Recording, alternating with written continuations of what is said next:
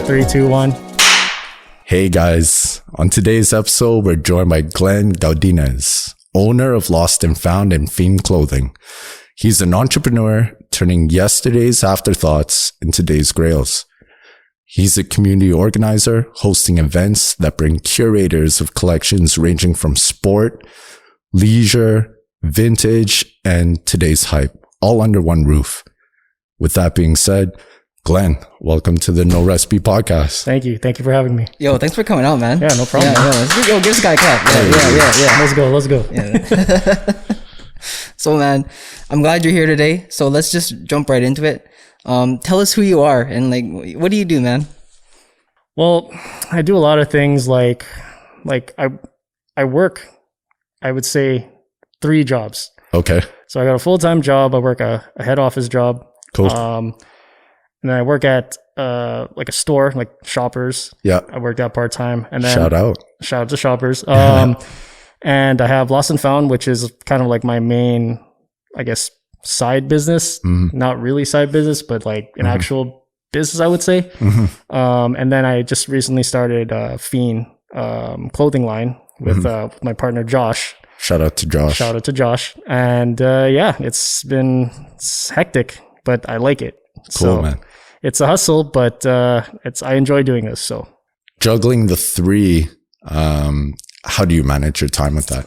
I do a pretty good job. I'd say like having that head office job is definitely, it's comfortable knowing that like, I don't know, it's steady. Yeah. And I utilize things that I use from that job into Lost and Found into Fiend. So I kind of use that job to help me make my brand better. Yeah. Type thing. Yeah. So it's busy. It's hectic. Like I only have 1 day off during the week, which is like on Saturday. Yeah. So I try to like do everything else and then keep my Saturday kind of like open. But eventually like I want to not have to work, 3 jobs to get by type thing. Yeah. So, I mean, that's the end goal for everyone here in this room. That's the end goal, I'm sure, for everyone listening is when you break out of the hustle. Yeah. For sure. To find comfort. But, we wanted to talk about Lost and Found. Right. And for people who don't know, what is it?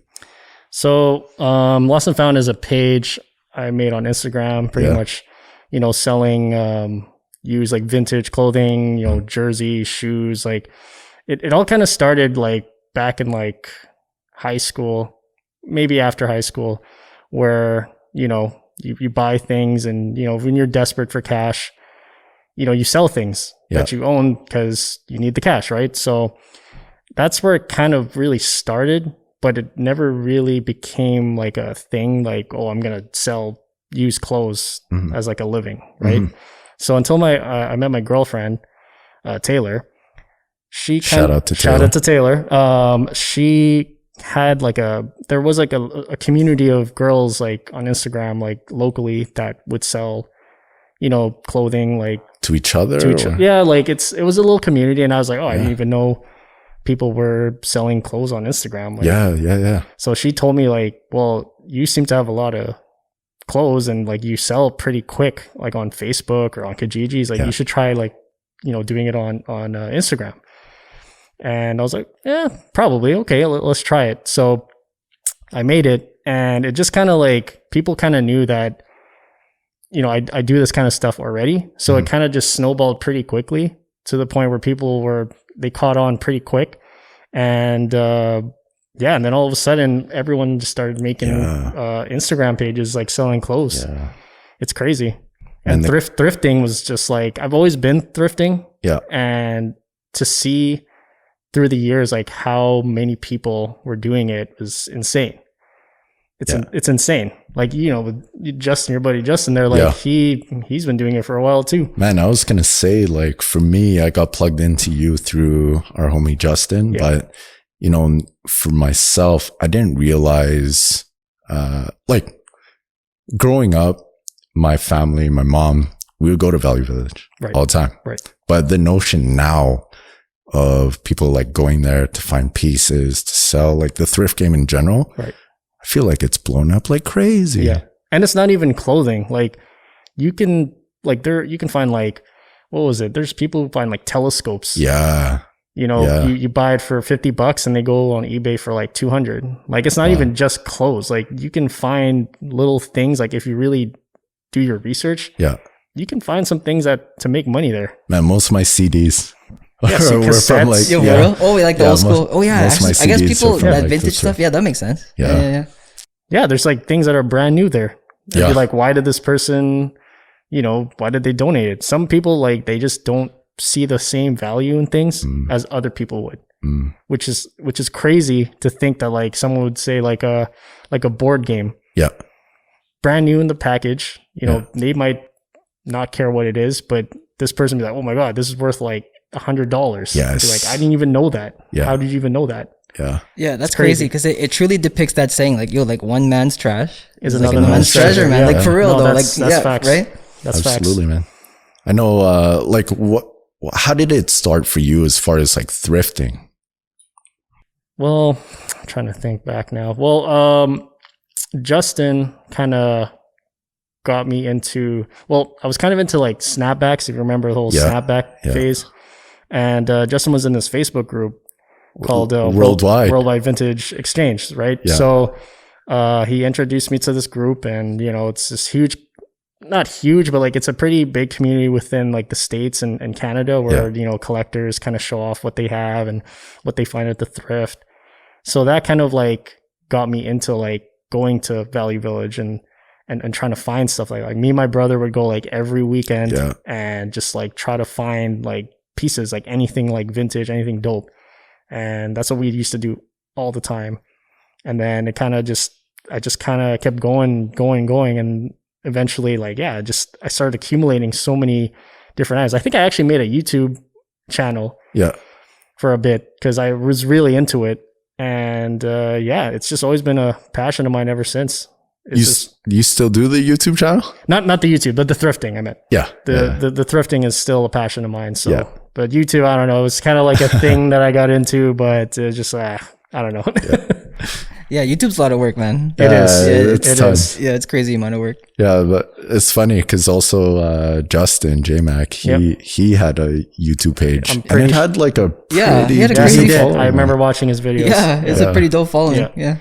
Which is dope. But and the cool thing about that Facebook group is a lot of the main admins are from Canada. Yeah, cool. Which is pretty cool. Yeah, as much as like, especially now, the notion of like entrepreneurship, and I think a lot of people look to like thrifting, reselling to being a thing, but these guys have been tuned in, plugged in for a long time. Like before I met you, before I met like really anyone doing this, like J-Mac's been doing it ever since he was a kid. Really? Yeah. No, you gotta shout him out more, man. Like, oh, absolutely, man. He's been in this, man. Yeah. People don't really know. Yeah. Shout out to Justin. Yes. Shout out to Justin. Yeah. Actually, all of my snapbacks, a lot of my gear, were from him. So nice. It's cool, man. When did you I know you kind of mentioned it with, your girlfriend, you know, she had done it herself, but, at what point did you realize like, damn, I could really, you know, build a brand, build a following with this? I think it might have been when I did my first pop-up. Cool. I did my first pop-up at my buddy Scott Ramos, his shop at Saint. So I kind of had the idea of like, okay, let's do a pop-up shop. Let's see how this goes type thing, right? So I was late for my first pop-up shop. And my buddy calls me. He's like, man, where are you? There's like 20 kids here. Wow. And I was like, oh, what? Seriously? Wow. And I was like, I can't believe there's people waiting for me to show up to show all this stuff off. And then I go in and they're all just sitting there. And I was like, oh, damn, this is crazy. Yeah. And then that's when I kind of realized like this community is starting to get big. Yeah. You know, people are starting to catch on to this now, right? Yeah. So ever since then, then the pages started popping up. You know, more and more people started, you know, creating, you know, they kind of, each page almost has their own kind of flavor. Like, you know, there's the guy that likes the sports stuff, then there's the sneaker guy, and then there's the hype beast. They all have their own style, but we're all kind of in the same community, right? So it was it was really crazy to just see all that kind of come together after that. Man, right now it's Lost and Found. Yeah. Love the name. Yeah.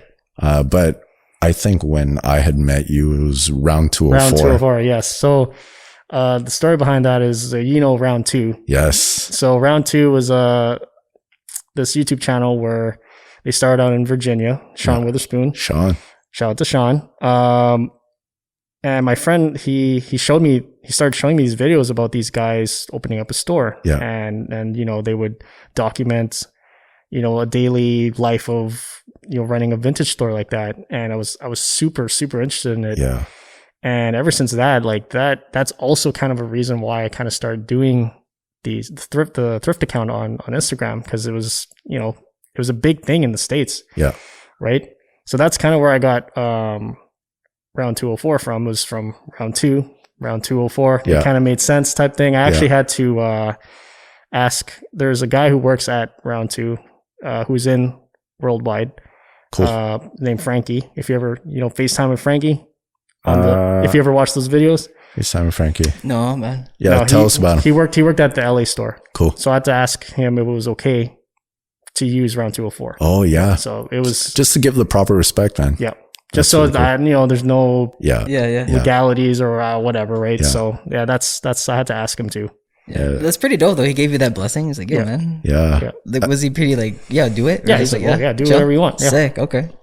Cool. As much as it's an Instagram page here out in Winnipeg, but if you were plugged in with someone from there, you got to pay the respects. Oh, for sure. And look how big they got. Yeah. They got 6 stores in the States? Yeah. It's crazy. Man, I know you mentioned round 2 and also your girlfriend, and shout out to J-Mac again, but who are some of the, who are the people that had influenced you outside those people? And do you have mentors in the game, or even YouTube channels and podcasts that you might tune into? I never really got into podcasts like that until maybe 2-3 years ago. Yeah. But it has nothing to do with I love hip hop. So I listen to a lot of hip hop podcasts, not necessarily fashion ones. Yeah. As far as other influences, I don't know, I guess even people in that Facebook group, if I really think about it, absolutely. We all have similar interests, and I guess be them too, Yeah. I think that just speaks to, if you're able to find a community to be a part of, a community to, speak your ideas, and, you have similar interests, you should really ride with them. Oh yeah. It was like a family, and that's another thing. Every time I would go out to the States or something, I always try to meet up with members. I go to LA, or if I go to even Minneapolis, I met up with people just because I just love meeting people that have similar interests in me, right? So it was cool to meet people that are part of that. Yeah. That's Toronto was a huge, I went to Toronto. There was how many people were in that meetup? There's probably 20 of us. Wow. 20 deep. It was crazy. Yeah. And just all people, similar interests, similar. Pretty much. And doing the same things. So. It was really cool. Yeah, see, that's dope. So what I want to ask is you mentioned when you had your first pop-up store, there's a bunch of kids waiting in line. Yeah. So how old were you, man, when you just started to get your own, I guess, fashion sense? Me, myself, I'm very outside of this world. I don't know too much about it. I know a little bit, but for you, I know for me growing up, my mom bought my clothes. So when was that point where just I want to dress myself, and kind of started to build your own style and in that kind of world, I've always been into fashion since high school. Yeah. But I couldn't afford the clothes, right? I always wanted the shoes and everything, and I just I couldn't afford it. And my parents bro, I'm still in that boat. It was tough, man, because you as a young kid, you see these nice things, and you're like, oh, I wish I can get that, right? So I never really got really into it until I graduated. I would say that's when you get your own money, you get a job, and you make your own money. Yeah. Then that's when you start. Okay, now I can start buying clothes. Yeah. And I'm not gonna lie, I was stupid with my money when I was younger, right? So I would just spend half my paycheck on stupid things, just buying shoes and jerseys and stuff like that, right? So that's pretty much when it started. Was probably sometime around after high school. Yeah. Like during like college, university days. Man, during your thrifting like runs, yeah, were you mostly picking up stuff for yourself, or would you be like, you know what, this is dope. I might not rock it, but I'll still grab it for the page. When me and my brother first started doing it, it's funny when me and my brother always talk about this. Whenever we think back on like the stuff that we got, we're just like, what were we thinking? Like we're just grabbing anything that looked vintage, and we're like, oh, this is crazy. And then I look back, I'm like, man, that was so whack. Yeah. But like everything, like me and my brother found was like for ourselves. Like we didn't have any intentions of flipping it because it wasn't really like a thing. Like you just kind of found things, and you post it in the group like, oh guys, I found this crazy, Bulls hat, and that's pretty much it. Like maybe you might sell it to someone online, but you mainly like kept it for yourself if you fit it. Yeah. So mostly just for yourself, and when the time came, exactly, you'd sell it. How about now, man? Are you out there like when you do dig? Is it mostly for the business? Are you digging for yourself, or a blend between the two? So I've done a really good job of kind of being very selective with what I keep. Yeah.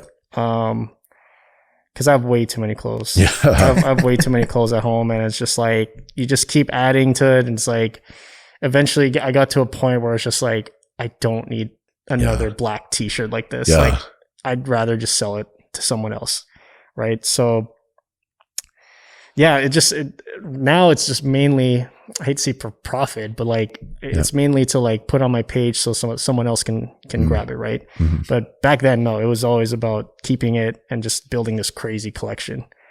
Man, speaking about collections, this guy, I would see it mostly on your brother's page, but you guys had the most complete, I'd say, collection of Jets. Oh man, Jets hats, which is incredible. That was something me and my brother were very passionate about, was finding every single Jets hat type of snapback.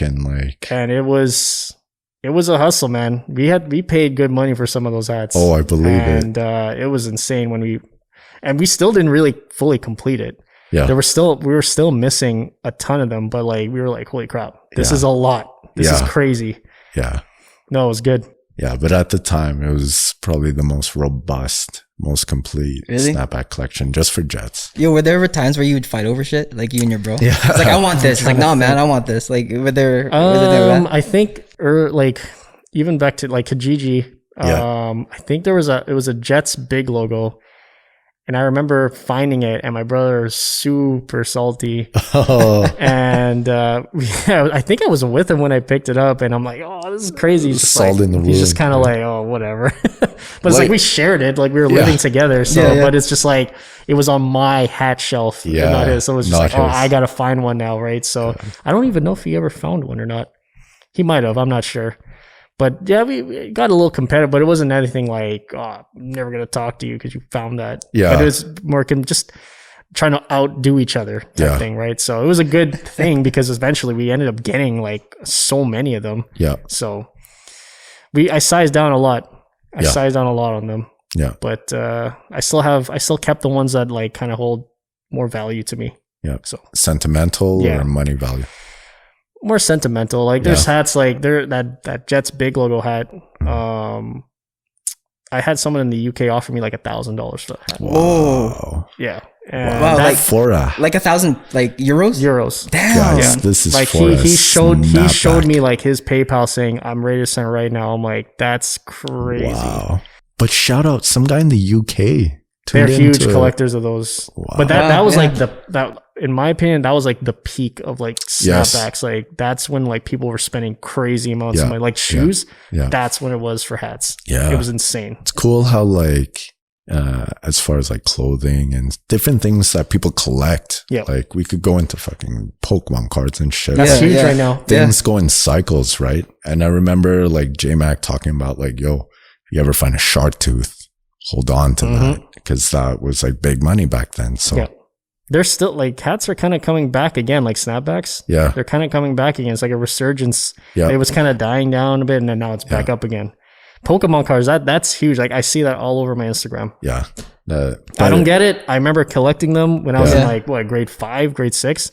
And it was never really like, I never really held on to them like, oh, I need to save these. Like I had the Charizard that like everyone wanted, but like I didn't really care for it that much. Now they're going for crazy amounts of money. Hey man, it goes back. Another man's trash is somebody's treasure, you know? I think for Pokemon cards though, it's a very nostalgic thing because we grew up in that shit. Like we're like 6, 7, 8 years old when it popped off. But I think is it the same for like thrifting? But absolutely. Is it? Because then like that vintage stuff, I don't think I was born yet for all that, most of the stuff, right? So like, is there like a big emotional thing on coming up on something that you did yourself and no one else had at that point? Here's one thing that I've seen with the vintage thing is it kind of goes in waves, and I feel like a lot of it has to do with like celebrities and what's in and certain celebrities wearing them, right? So like someone like Travis Scott will wear a Harley Davidson shirt, and that's all of a sudden everyone's selling them for like crazy amounts of money, right?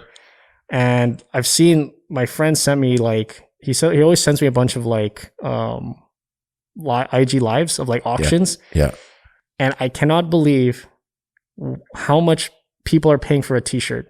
Like a used ripped like an old Tupac bootleg shirt. Those are like all those rap bootleg shirts. I can't believe people spend like there was one, it was an Aaliyah shirt. It was like had a bunch of rips and holes in it. And everyone's like, oh my God, like that's crazy. Guess how much that shirt went for? Man, I don't want to know. I'm gonna say I don't know, $1,300. Ooh.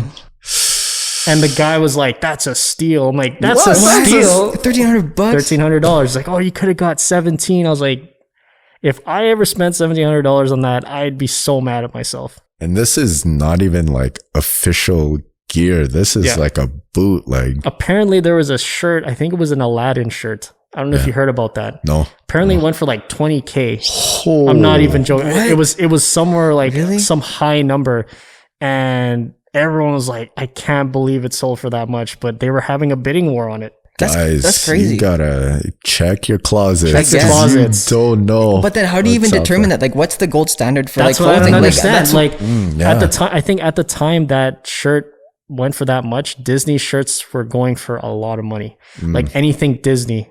Anything that had a Disney tag on it, it went for lots of money. If it like had the all over print, because it's like official Disney gear. Okay, I couldn't believe $20,000. That's insane to me to spend on a T-shirt.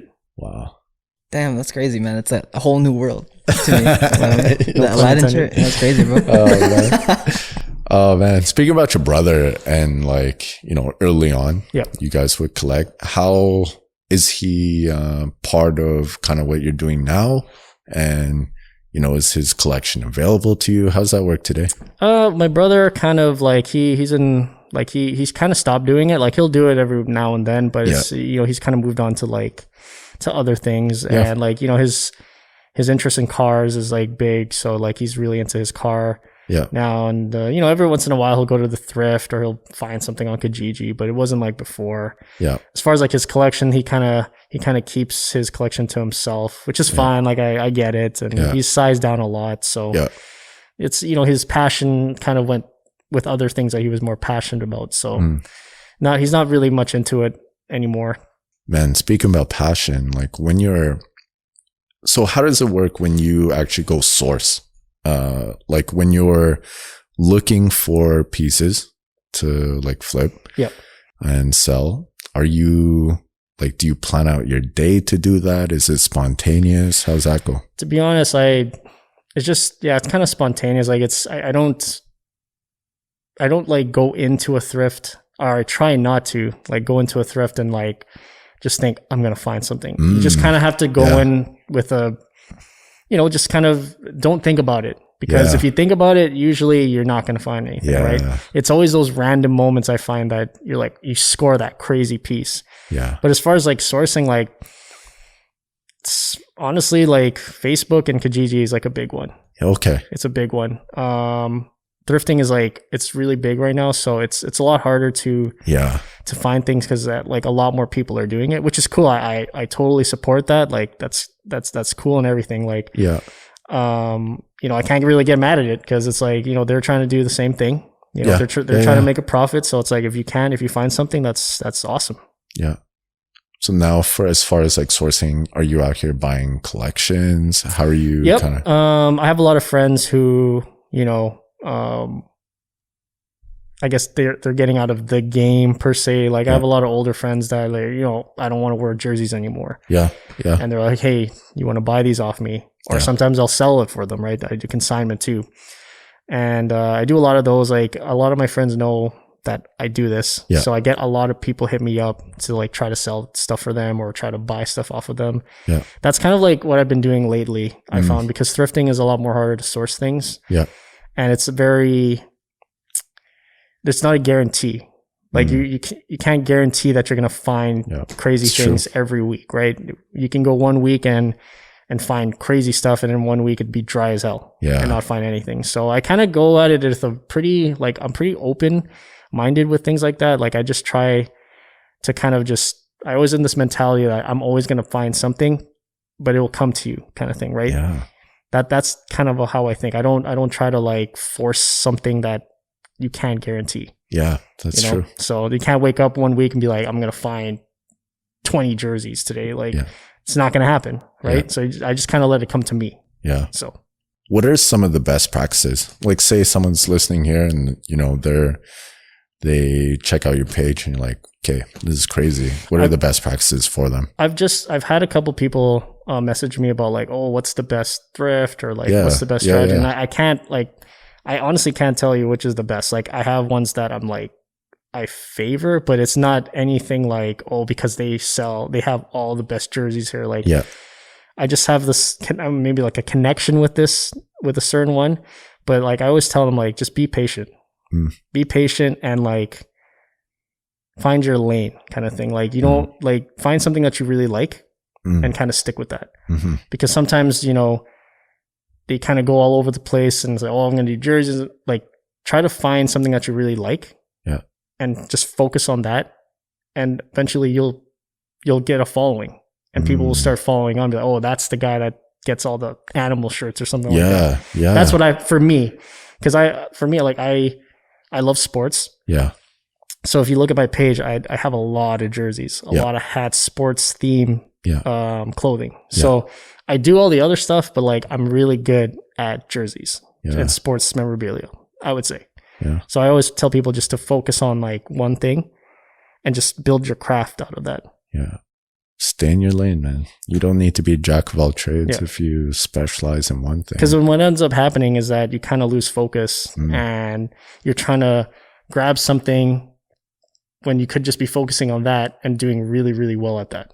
Right? Because then you can be like, oh, I'm going to start doing sneakers now, but then you find out, oh, it's not really your thing. And now you got to move on to the next thing. Yeah. So find what you're into, find what you love. Yeah. And that's kind of cool because that translates to a lot of things too. Yeah. Not just the thrift game, but I think in general, if you're. And actually like what you're doing too. That's a big thing because you know, you can make money doing this, right? But if you're not really enjoying it, to me, it's like, it's not really worth it if you're not enjoying what you're doing. Right. Yeah. So like, I really like doing this. Like I find joy in doing this. Like, it's not like, it doesn't even seem like a job to me. Right. And that's what I feel when you're in that mindset, like it's so much easier than like you're stressed out because you can't find stuff. Right. Like I try not to stress out on things like that because like at the end of the day, I'm going to continue to do this and I love doing this. That's powerful, man. Guys, don't chase money. Find what you want to do. Exactly. Work towards it. And that comes naturally, right? Yeah. Damn. So now, the thing I really want to talk about is, talk about the events and how did those kind of start? I know you mentioned the first pop-up at Saint, but all the other events, how did that come to be? So after that event, like I wanted to do something where we can incorporate a bunch of other vendors because at that point, like after that pop-up, you know, I started seeing more pages and all these other pages started, you know, gaining their following, right? Yeah. So I'm like, man, it'd be crazy if we can run an event. So my buddy Alan, he had an idea like, hey, let's go plan let's do a pop-up and invite a bunch of vendors. Yeah. So yeah, I invited like all kind of like the more reputable ones, and yeah, it was a crazy turnout. We did it in like a church. What was the first one? It was, I'm trying to fit the come up. The come up. Okay, yeah. It was the come up, and yeah, it was. I think 500 people throughout the day, and I was just like looking at my buddies. I'm like, man, this is huge. Yeah, like this is getting big. Yeah. Like we had lineups. We had so many people at some point. I was like, holy crap! I can't believe there's this many people. Yeah, like showing up to this. And then eventually, like, it's just a community. Like, it's a small, I guess it's a small community, but it's a very, what's the word? Loyal community. Yeah. Everyone kind of knows everyone around the city. So it created this really cool atmosphere at the events. Like, we all kind of were cool with each other, right? So that's when more events started being made. Like, not even just by me, by other people started making their own events. And it just started, there was a good year where it was like every other month someone had an event going on or some sort of pop-up going on, because like it's not that expensive to rent out space, a community center or something like that, when everyone's like kind of pitching in on it, right? And I think ever since we did that one at the gym, and people are kind of like, oh, like I want to do one, right? Yeah. And yeah, it was cool, man. Like that's it was just really cool to see that. So with Alan, coming to you with the idea, like, hey, why don't we do a pop-up? Yeah. What are the actual, I'd say, like, what are the actual steps for someone to like get that started, get that going? I think, you have to have like a vision. You have to have kind of an idea who you want to be at the event. Because me and Alan kind of had an idea of like who we wanted there. So that's like the first thing, is kind of knowing your audience. Knowing your audience, making sure that it kind of all blends together, right? And after that, we just kind of, it's finding a venue. Finding a venue was kind of hard at the time. And we eventually found that church, gave us a good deal on it. And after that, it's just more like just advertising, pushing it on Instagram, word of mouth. And yeah, that's pretty much, I would say it's not that hard to start a pop-up shop. It's just creating like an audience and just creating a cool atmosphere. Yeah. And getting all the other vendors involved, that wasn't hard at all, I guess. I don't think so. Like, obviously you're going to have like, you're dealing with, 15, 20 vendors. Yeah. You're not going to get a response right away, but it kind of comes with that, right? It kind of comes with planning an event, is you're going to get, delays and maybe people backing out last minute, but I don't think we had anyone back out to my extent at our first event at that gym. Yeah. But, just patience, man. You gotta have a lot of patience too. Patience is like, don't be discouraged if, this vendor doesn't want to do it, right? You just kind of have to move on to the next one. Throughout all of the different events you have done, what have you seen like get better? What are the things that, now that you've done a couple or been part of a couple, what are the things that you would have done differently for your first one? Venue. Okay. Venue was definitely one that I wish we got a better one. Yeah. But I get it, being like our first one. Like we didn't really know how it would be. Yeah, right? How it would be and whatever. Maybe getting a bigger space, because I felt like we could have definitely used a better. It would be better if we got a bigger community center than just the one that we had. I don't know, like throughout the years after that, like I felt like people were just trying to like, not really one up, but just trying to elevate the experience more, right? So like, people, there was an event at the Forks, right? So people were trying to find different like cool venues to like host them, right? Not even just like a bunch of vendors, like some of them just have their own single pop-up shop in like dope spots. So people were kind of like trying to, just trying to elevate the experience better, right? After that. And that's when I kind of did the whole surplus market thing. Yeah. So the guys at Surplus Market, like I worked with these guys approached me about doing some sort of a pop-up shop event at Hudson Bay downtown, which is now closed. Yeah, R.I.P. Yeah, R.I.P. Rest in peace. So they approached me saying like, oh, like we wanted to kind of make an event kind of more geared to men because they were kind of running a Third and Bird, if you know what Third and Bird is.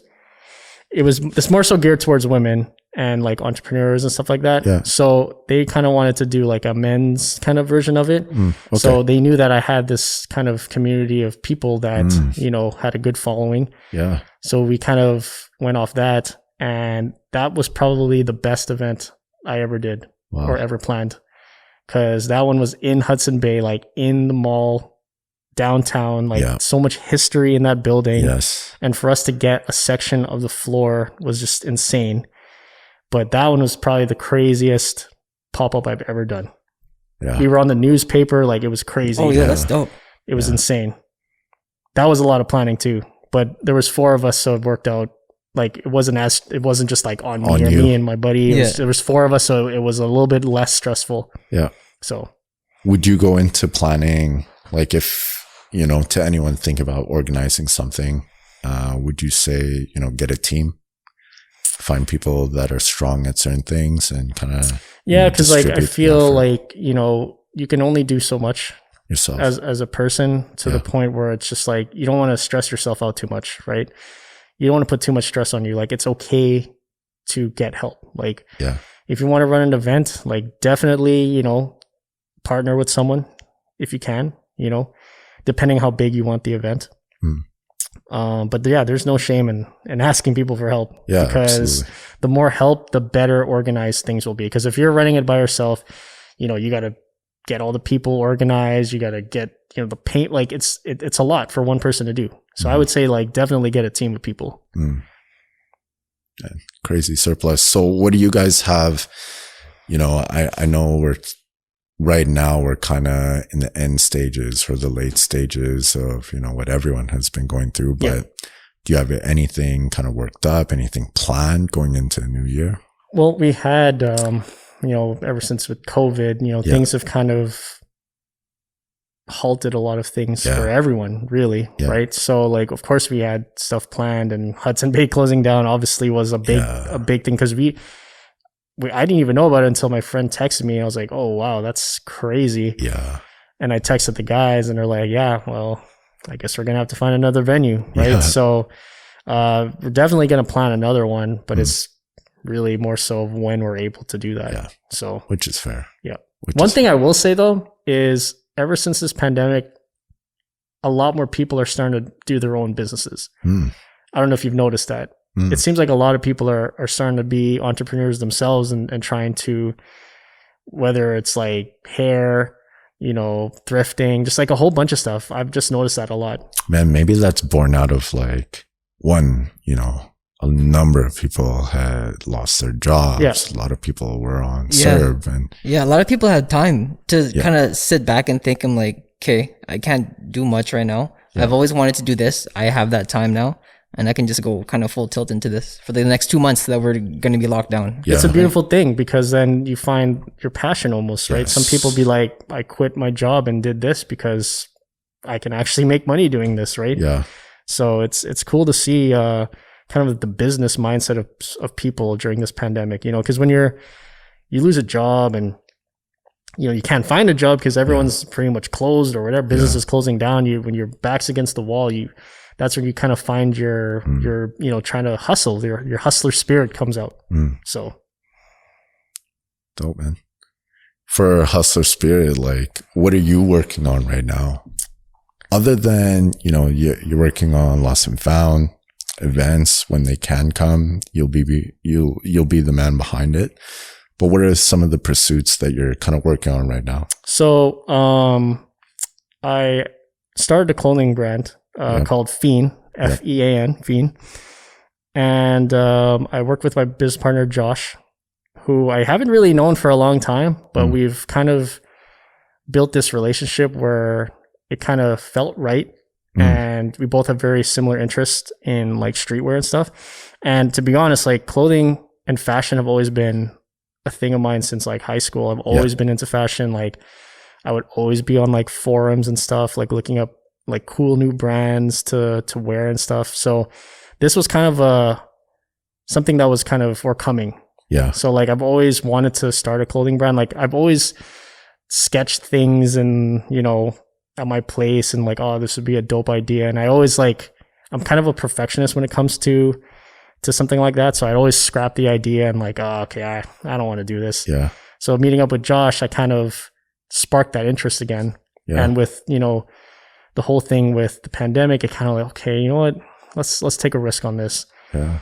And yeah, it's been crazy. Like there's a lot into like starting a clothing brand than just like, you know, buying t-shirts and putting a logo on it. Like you really have to source out, you know, the right materials. Is you don't want to give them cheap products, right? Like I'm a kind of guy that likes like good quality clothing, right?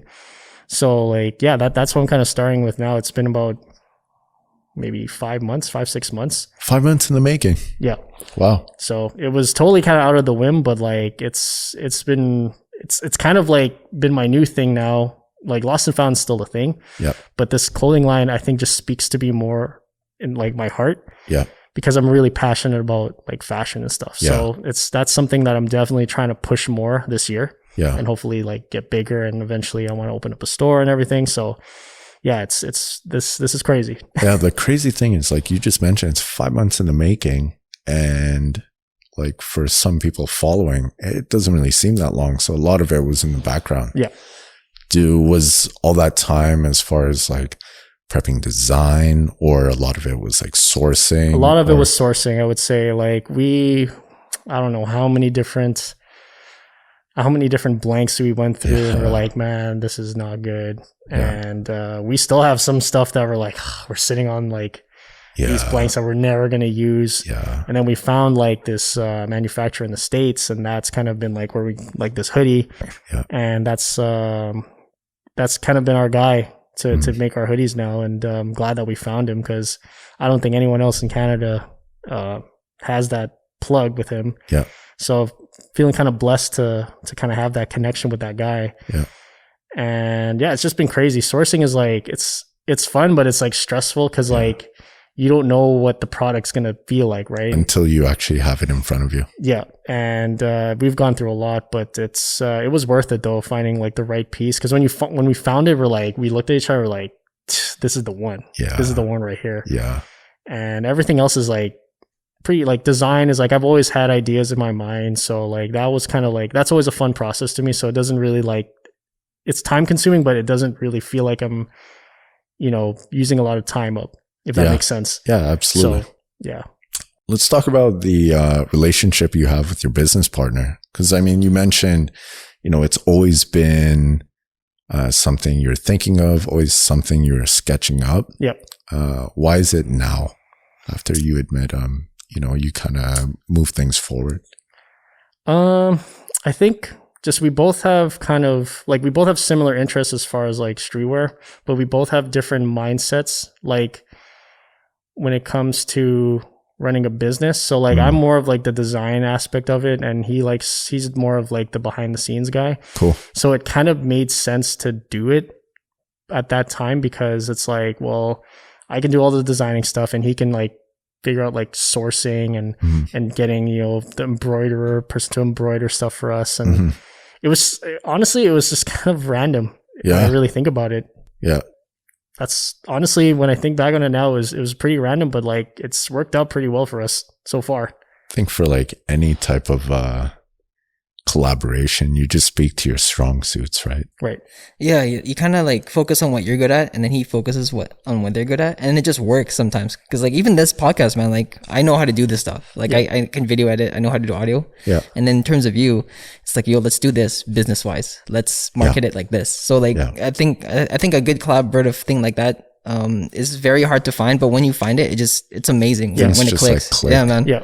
And like, you know, you go through, you know, struggles, and you know, you might have like clashes and stuff like that, but that's kind of like how you learn how that person is, right? So like it's, you know, there's times where you disagree on things, but sometimes it works for the better, you know. Like we had like another design other than this one, And we're like, oh, this is dope. And then he's like, oh, I think we should change it. And I was like, I don't know, like, yeah.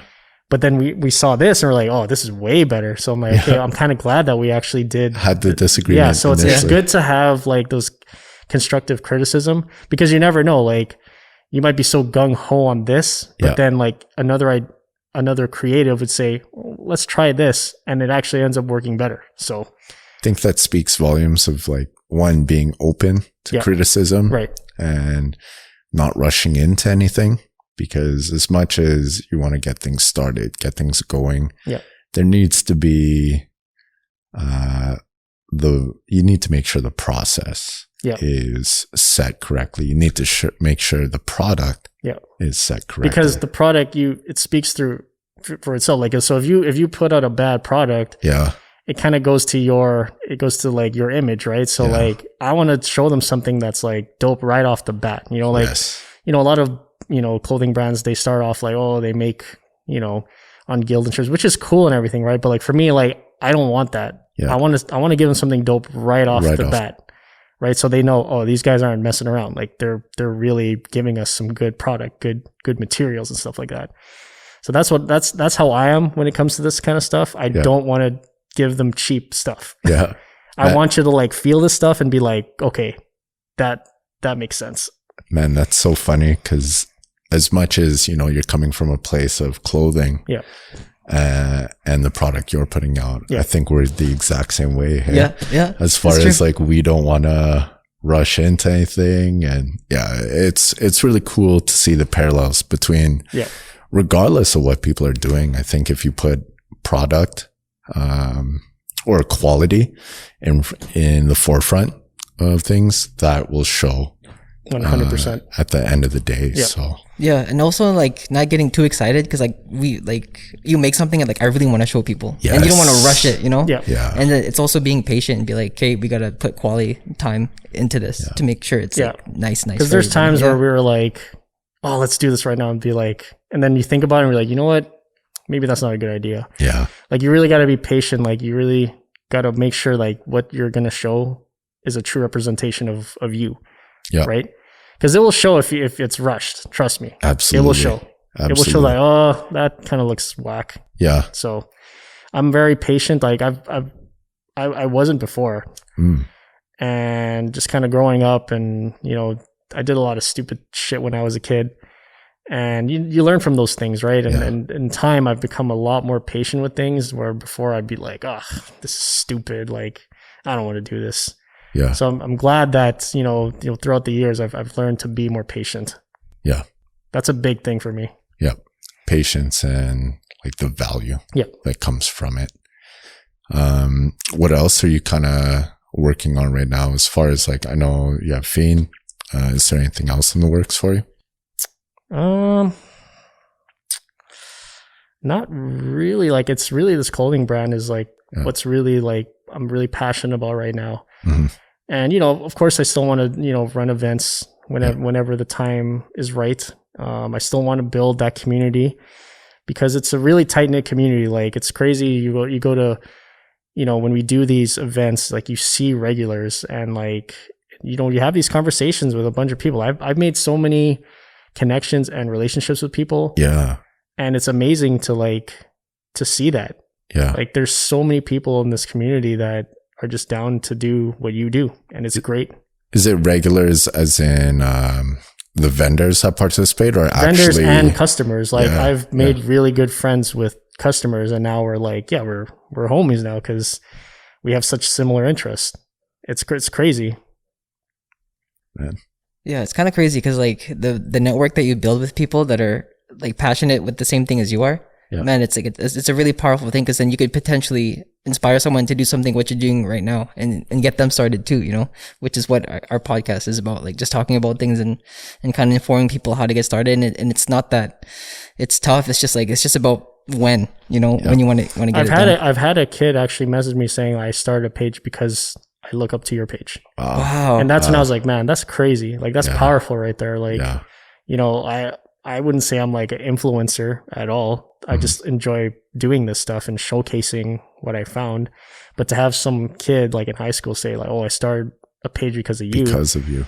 It's like, it's crazy. Like I've had people go up to the thrift and say, "Are you that lost and found guy?" And I find it super weird. Yeah. when I'm like, oh, I feel super awkward, and people looking at me like, "Who the hell is this?" Like, yeah. I was like, "Oh yeah." And he's like, "Oh, you got really cool stuff, man." I was like, "Oh, thanks, man." I was like, it's weird to see it sometimes, and like I always trip out whenever someone goes up to me like that. I was like, okay, that's crazy. It's funny that you say that because like for me, like I think of you as being a pillar of that community, being, you know, one of the foundations of the community as far as like the thrift game and like everything resell, hype, vintage. Like I always thought of you as that. So it's funny getting your perspective of like, you know, I'm just a dude.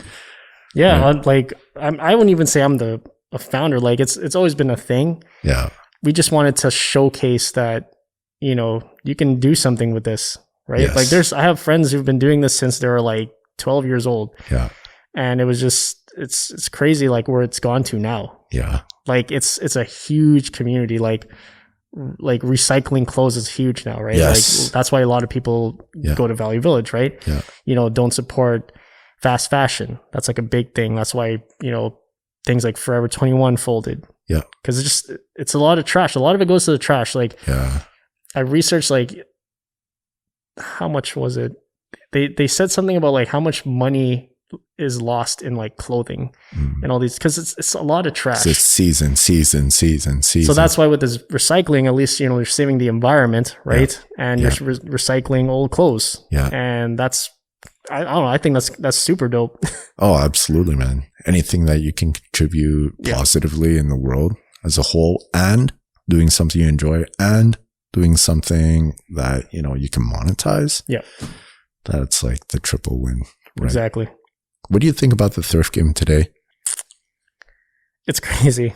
Yeah. It's crazy. It's a lot of profit. Like it's a lot of money to be made depending on what you like in vintage. There's so much money in it now. And, sometimes it almost gets lost, like the passion for it. It's like the passion's like different, you know, it's just more so like a money grab. Yeah. When it was before, when I started, it was more so of like people just in it to find dope stuff, right? So now it's kind of like a whole, I guess I'm kind of contradicting myself with it, but like, you know, I still keep things that I really like. Yeah. And I just can't sit on a bunch of stuff. Like I'll keep it real. Like I have way too many things at home. Like there's no use for me having 400 t-shirts. Yeah. Like there really isn't. Yeah. So no one needs that. Let's be real, guys. Yeah. No one needs that. Damn, that's crazy. So you can literally never wear the same thing twice. Yeah. Like that's how much clothes you have? Like yeah, but the thing is, I find that I wear the same shirts. Yeah, like all the time. Yeah. Because you see this one, like, oh, this is crazy. And you're like, I don't even know where I'm going to wear this. Yeah. And I go, oh, let's go back to this plain black tee that I wore 40 times already. Yeah. Right. So like, it's more so like just having this piece that you're never going to wear. So I'd rather have someone else wear this. It's funny. I think everyone's kind of guilty of that. I have 100%. I have like a couple things that I haven't had the opportunity, and like now that my sense of fashion and what I wear has changed, I don't think I ever will. But I still have it. Maybe I gotta reach out to you on that cosign, man. Oh, for sure, man. Like, I have a lot of like jerseys is like my number one, jerseys and sneakers. I'd say. Yeah. But I love jerseys. Like I have so many, and I just can't sell them. I just love them too much. Yeah. So those are kind of the things that I kind of keep. Yeah. Because it has value to me, like sentimental value to me, right? Yeah. So like things that I found at the thrift, or just like it's a player that I really like, and I just can't sell it. Yeah. No matter what the price. No matter what the price. Yeah. I have a Kobe jersey. I have a bunch of buddies that want it. I'm not selling it. It's not going to be sold. Sorry, guys. Yeah. Man, how can people like reach out to you? How can people get more info on Fiend and Lost and Found? So mainly on Instagram is my main, I guess, source of contact. So like Lost and Found. So Lost and Found MB is my vintage selling page. So LOSTNFOUND MB. Yeah. And Fien, we are Fien. So Fien FEAN. So you can reach me on Instagram. That's pretty much like my main contact would be Instagram. Man, you know what? We didn't even ask. how'd you come up with the name? Oh yeah. Yeah. Oh, so Fien was kind of like, so Josh kind of came up with that name, my business partner, and he kind of based it off of the word like fiend, like a drug fiend, but we wanted to kind of put a positive kind of twist on it, and then we spelt it that way, and we're like, man, that's pretty dope, because a fiend is like an addict, right? Yeah. We're trying to make it like a positive addiction, if that makes sense. So that's how we kind of came up with it. It was pretty cool, actually. It kind of like the light bulb went off when we saw, like, that's kind of dope, actually. That makes sense. So sick. Yeah. Dope, man. Dope. So, man, bro, thank you for being on. I can keep talking. Like, I love this stuff, man. Like, I love clothing. I love thrifting. Like, there's so many stories I can tell you, but it would take days. Yeah. It's crazy. Like, I've seen people fight over things. Yeah. Yeah. It's crazy. Like, I've had people from Toronto tell me because over there they have bins. Yeah. So you go through these bins, and it's kind of like a free for all, as opposed to like here, it's like its own rack. Everything's racked. Yeah. So he told me 2 guys were fighting over, it was like a Ralph Lauren polo piece. Yeah. They both were grabbing it, and they're like, I'm not letting go. Yeah. So the lady working there says, give me that. She cuts it up in half with scissors. He's like, no one's getting it. Yeah. And they're like, are you kidding me? Yeah. It's crazy. Like, the thrifting in Winnipeg is like, it's good here. Like, it's very underrated, I would say. Like, people would sleep on Winnipeg. Like, we find a lot of crazy stuff here, but like, it's nothing compared to like the big cities. Like, I was watching an Instagram live like 2 days ago, these guys in Toronto. So I don't know who their connect is, but they have they go through bales, like pallets of like, they went through this. That's some like round 2 stuff. Yeah. Oh, they were doing it live, and everyone was like, how did you do this? Yeah. That whole pallet was full of baseball jerseys. Wow. And they just kept pulling out like Blue Jays, like old Jordan jerseys, and like I think the live was like 2 hours, and at the end they must have had about 400 jerseys. Wow. It was insane. I've never seen that before. And 400 jerseys, that's like potentially like 40K or more in like product. That's incredible. And you can see the guys are just like overwhelmed, because they're like, I can't believe that we pulled this off. On that. Yeah. It was that was the best thing I've ever seen on Instagram, was that. Like, that's the come up. Yeah. Like, I dream of like finding something like that in the city. Just gotta find the plug, man. There's one place, but I don't know. I don't want to reveal it. Oh, keep that on lock. But hopefully one day. But thrifting in the States is crazy too. Yeah. There's so much there. Yeah. Like, Winnipeg is just like a little small market, and we find a lot of good stuff. Like, you imagine what you can find in like LA, New York. A place with like 5 million people as opposed to like, or 700K in the province. It's way more competitive though. Like, in LA, it's the thing to do there. Oh yeah. So you're battling with like, not even just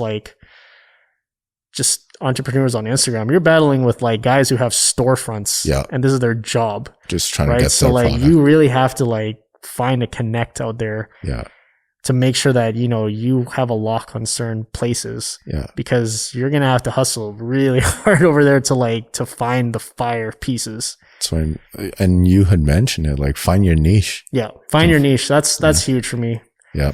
Because when you find that one thing you really like, it kind of like puts it in the air of like, oh, I like this. And you start finding those pieces, I find. Yeah. Like, you like sports jerseys, and you start finding, when you get a car. Yep.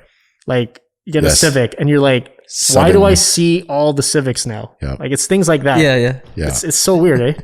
I guess when you're in tune with something. Yeah. Like, really.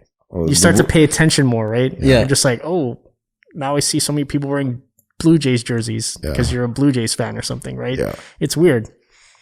But that's also the mysteries of this world, hey? Yeah. And how things work out. It's a trip, man. But man, like you said, you could talk for days on this, and that just shows, like, if you're passionate about something, it really doesn't feel like work. And if you're passionate behind something, you don't need to chase the money, because that will come to you naturally. So with that being said, bro, Glenn, Thank you so much. For man. Yeah, no, thanks for having me too, man. This is a cool spot, man. Yeah. Oh, thank you. Yeah. Yeah, no, thank you. Yeah. Thanks. This is the 305 Studios. But man, guys, this was Glenn's story and this was Glenn's journey. How are you going to find yours? Thanks. Peace. Peace.